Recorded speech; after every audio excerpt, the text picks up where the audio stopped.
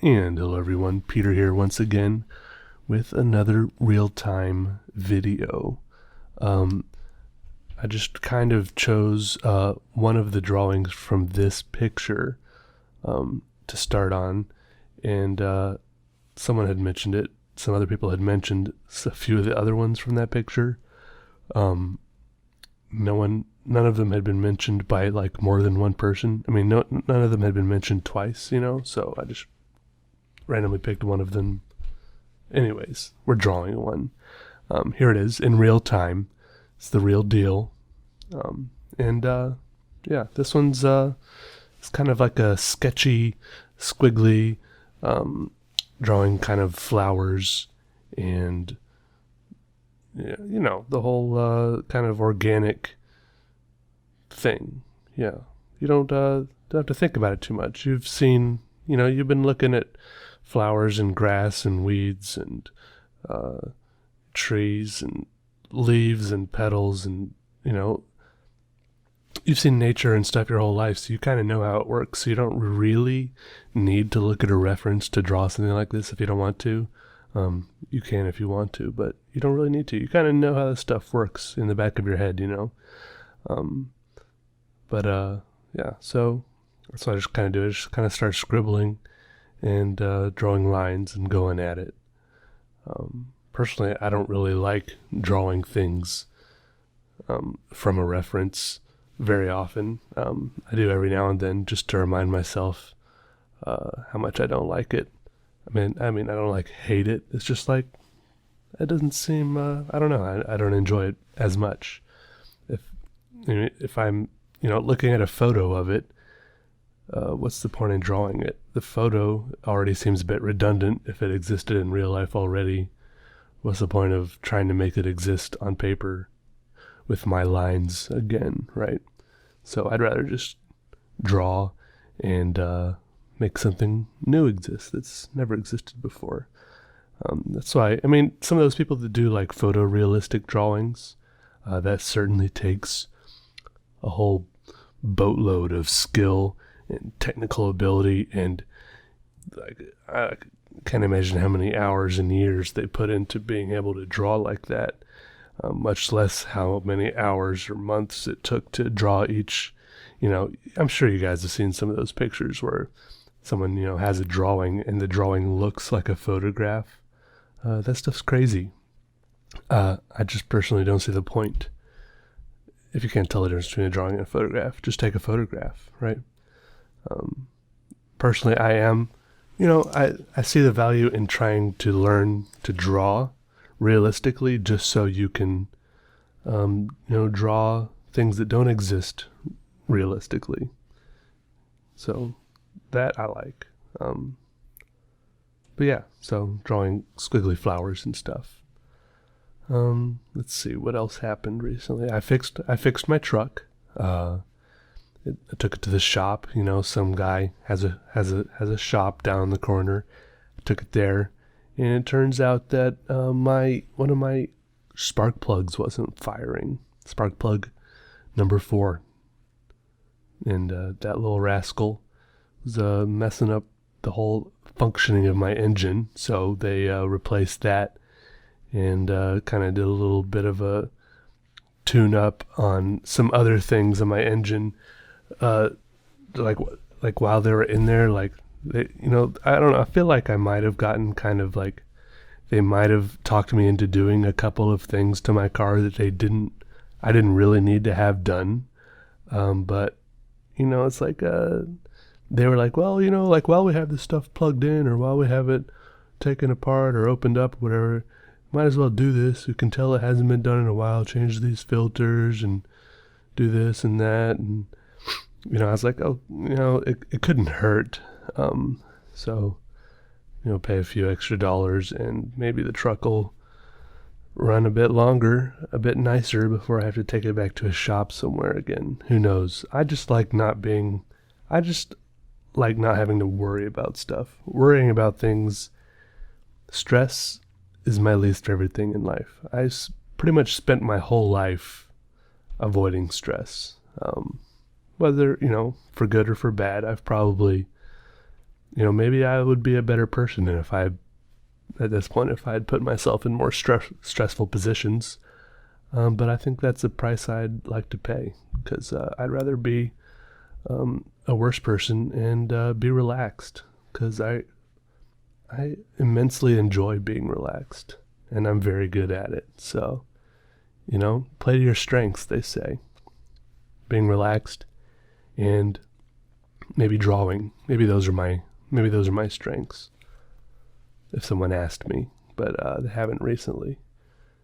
Do you ever get annoyed at how you don't say like asked, like that's a difficult word to say, asked, asked, like and there's some words like that are difficult to pronounce, all the letters in there. English is a silly language after all, and I've talked about this before, but like I was looking at this word the other day. The word happens to be often, or often, OFTEN, and to my surprise, I found out on a couple of reference websites such as dictionary.com and merriam-webster.com and thesaurus.com.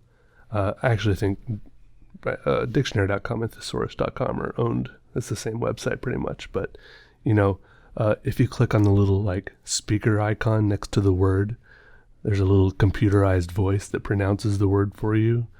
And if you look up often and type it in and look it up and click on the little speaker, the little voice says often. And then on the other website, it sounds slightly different and says often. And I guess it surprised me that none of these websites pronounce the T in often. The only website I could find that pronounced the T was YouTube, where The Weeknd said often. And so, but on those websites, it did have like a secondary pronunciation, like maybe like a little, like they were tired of getting in arguments with people who said like maybe the T should be pronounced. So, they were just like tired of arguing, so they just put like okay, and it is okay to say often as well. So we'll put it on there because we don't have a good reason why often should be the official way to say it. So okay, it's fine if you guys say often, but we want everyone to say often officially. That's our official stance as a dictionary website. But yeah. But yeah, we've got all sorts of other problems in society that are more important, like people pronouncing it espresso instead of espresso. You know what I mean? Like, doesn't that just get under your skin? I'm just kidding. It doesn't really matter how people pronounce things, because as long as you know what the person is trying to say, then that's the goal of language has been achieved. Of course, the more we mispronounce things, I guess our language will be slowly degraded into I guess it came from grunts, and it'll go back to grunts one day, but so be it. I have no idea. I'm no language scientist. Speaking of espressos, I think an espresso one time is how I learned to drink my coffee black. Well, it was a twofold circumstance. I usually took my coffee with some, room for cream and sugar, and at the Jumping Bean, I would. First of all, I never really drank coffee before moving to Chicago. I thought it was, I didn't think it tasted that great.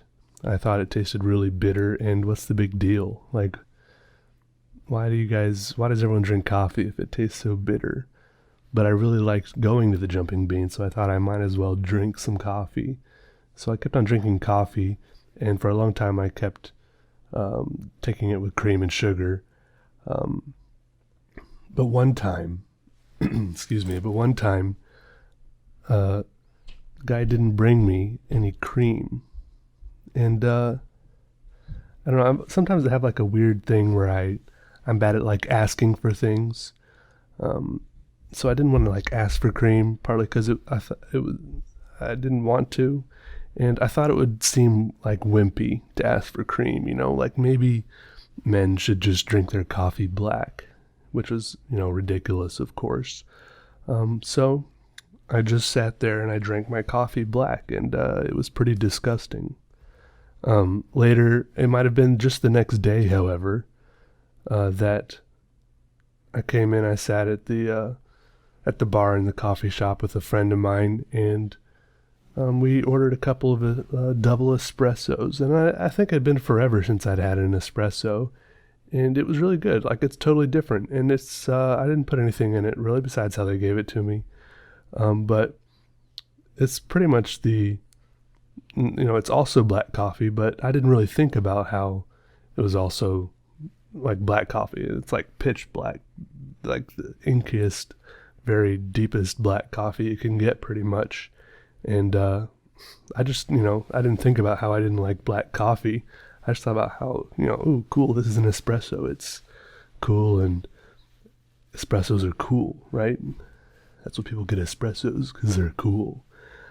Anyways, I drank the espresso, and I don't know, I guess I liked it. I think I liked it for one reason or another, but because of that, maybe, because of the espresso, maybe, and because I ordered my coffee, I accidentally got my coffee black once. From then on, I always got my coffee black, and I don't know if the next time I liked it black or if it took a few more cups of coffee, but I love my coffee black now, and I love coffee, not just because I like being in the coffee shops. I'm not like, I'm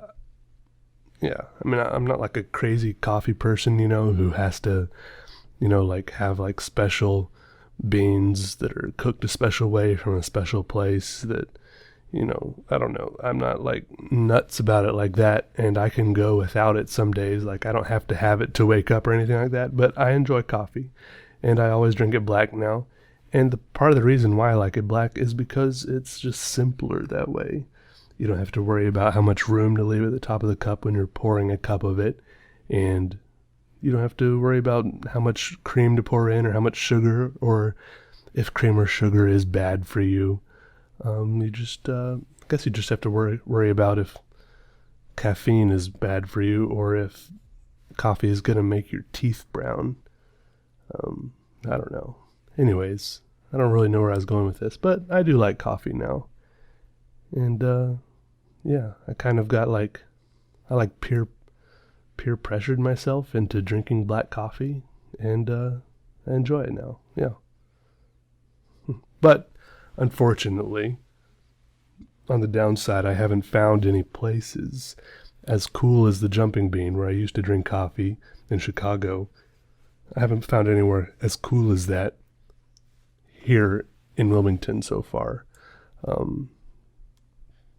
Sad to say. Just like most places, they don't want to give you like a bottomless cup. Like the Jumping Bean, I would just get like a mug full of coffee, and every now and then someone would come around and refill it for me, and that was perfect. And I could just hang out there and draw, and that just must be more of a big city thing. I can go to like Panera Bread and do that, but they don't refill it for me. I've got to go like over to the tank of coffee they've got going and refill it myself. But Panera, it's just like it's a big chain, and I don't feel cool staying there all the time because they turn off the internet around lunchtime and it gets real busy and weird, and it's just not the same by a long shot, and I don't know anyone working there. It was just a really amazing place I left, I guess is what I'm saying. It really was, and that's probably the thing I regret the most. This is that great little community of people I left there in Chicago. But there's got to be something around here I can find. There's got to be. I'm definitely not drinking as much coffee as I used to since I moved here. And I guess I wasn't like downright addicted because I haven't gone through like withdrawals or anything. I think you can go through coffee or caffeine withdrawals. I suppose you can. But I guess you can get like some shivers or headaches or some sort of delirium tremens, I guess, if you've got it real bad. But no, I think I'm all right. I just enjoy it. I'm not hooked on it, as far as I know. Yeah. So I don't know what I was gonna say. Welcome to this has been PDPR, Peter Draws Private Radio, and this is where we talk about nothing at length, and we like it that way. You know what I'm saying? Anyways, let me know which other ones you want me to do real-time videos for, and maybe if there's something you want me to, if there's a particular non-topic you want me to talk at length about, I might not, or I might do it. I haven't made a lot more progress on this, like that picture at the beginning I showed briefly where you can choose one of those that I might show a video of. Like, I haven't made a lot more progress. I was going to do like 1,000 of those, and I still am. It just might take me a while because I haven't made a lot more progress. Because like I feel like I would make more progress on those if I could do them while I wasn't recording them. But I really want to record them because it would make a sweet video to record all 1,000 of them. But I don't know, I'm a little bit conflicted about them. And just for like some of the little production bits of the project, like some of the little angles. And yeah, so, but I'll figure it out, don't worry. And I've been working on other things. I haven't been doing nothing. So don't you fret. Don't you worry your little heart about it. Let me know if you guys have any questions. You guys are awesome. Little self-promo. If you do like buying stuff on Amazon, make sure you use my little affiliate link as your Amazon bookmark. It's in the description. That really helps me out a lot and doesn't cost you anything at all. So yeah, let me know if you have any questions about that.